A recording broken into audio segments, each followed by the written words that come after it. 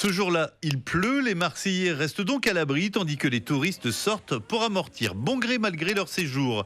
C'est ainsi qu'on rencontre Justine, venue de Chartres en tribu, soit 10 personnes. Exceptionnellement, elle loue une maison d'amis à Carreau, Martigues, mais son mode de location habituel reste le Airbnb. Moi j'adore utiliser Airbnb, c'est vrai que toutes mes vacances je ne fais qu'avec ça.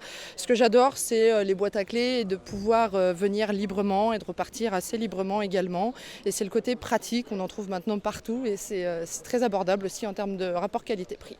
Après j'imagine que pour les personnes qui vivent au quotidien, où il n'y a pas beaucoup de logements et que c'est dur de se loger, que ce soit pour des étudiants ou des personnes aussi un peu âgées, je peux comprendre que ça soit un peu pénible pour eux. Oui. Et quand on lui apprend que les boîtes à clés sont désormais interdites, Justine tombe des nues. Ah bon? Oui. Je suis pas au courant.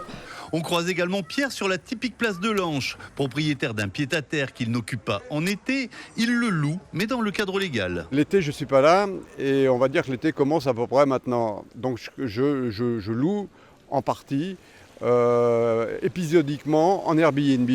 Ça me permet d'amortir mes charges et de faire un petit bénéfice. Mais je ne suis pas un ultra capitaliste débridé, prêt à faire du 200% sur de l'Airbnb. Ce n'est pas du tout mon cas, ni mon plan, si vous voulez. Les restrictions, il me semble que c'est 90 jours. Moi, je suis en dessous des 90 jours. Donc, si je fais 70 jours, vous voyez, je suis très content, ou 80 jours. Mais je suis dans les clous sans tombe forcé. Donc, je ne suis peut-être pas le bon candidat, comme certains qui font peut-être toute l'année, quoi.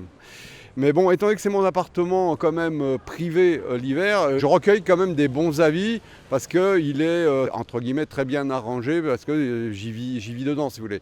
Là je viens d'avoir pour la visite des WC que j'ai rénové un schon de la part, sincère de la part de ceux qui ont loué si vous voulez. Donc des Allemands, on explique un schon c'est bien en allemand. Absolument, absolument. Et beaucoup d'étrangers, de Français Alors, moi, j'ai plutôt une catégorie de clients étrangères. Je ne sais pas si c'est du fait que je suis peut-être un petit peu au-dessus du prix moyen, mais au final, je pense présenter un appartement de qualité, bien équipé, authentique. Pas vraiment marchand de sommeil. Ah non, pas du tout, pas du tout. Et du coup, je suis classé sans que je demande par Airbnb avec des, comment on appelle ça, des labels. Je n'ai plus le terme du label, mais le super host ou quelque chose comme ça. Là. Et j'ai l'impression que les étrangers sont à la recherche un petit peu, enfin pour certains, de cette qualité. Par sécurité aussi peut-être. Peut-être par sécurité, mais ils ont envie de passer des vacances, on sent, authentiques. Alors ils ont un peu plus de moyens financiers, on le voit bien, que les petits étudiants ou étudiantes qui traînent à valise et qui sont sûrement sur des locations à la moitié de mon prix, quoi. Mais vous disiez quand même qu'il y a une sorte d'inflation de l'offre qui vous a obligé un petit peu à baisser les prix ? Oui, je me suis fait une petite analyse. À un moment donné, je voyais qu'en arrivant à proximité de l'été, au mois de juin, je ne remplissais pas aussi vite que les années précédentes. Donc en baissant un petit peu mon prix, j'ai tout de suite eu des réservations qui sont arrivées, quoi. Donc il y a quand même une histoire de prix qui s'est recalé vers un petit peu plus, qui a diminué, on va dire.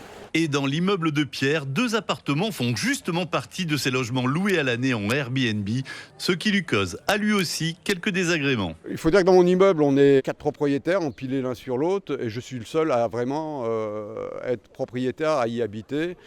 Par exemple, au dernier étage, il y a une locataire en permanence et les 2 autres appartements, c'est que du Airbnb. Avec les problèmes que, par contre, on a de maintenance des cages d'escalier parce que dans l'ancien, eh bien, tous les ans, il y a des histoires de peinture, de tomates, d'enduits, de fenêtres. Enfin, il y a des frais quand même, il y a des dégradations, même si elles ne sont pas volontaires, par l'usage des transports de valises dans les cages d'escalier étroites. Ça, on n'en parle pas souvent, mais j'en suis complètement conscient et concerné, si vous voulez. Donc vous faites une offre, on va dire, respectueuse et vertueuse, mais vous êtes quand même victime des excès. Oui, mais comme je suis un bon bricoleur, je m'occupe de faire pas mal de petites réparations, même si mes voisins en profitent sans trop le savoir, ça aide beaucoup.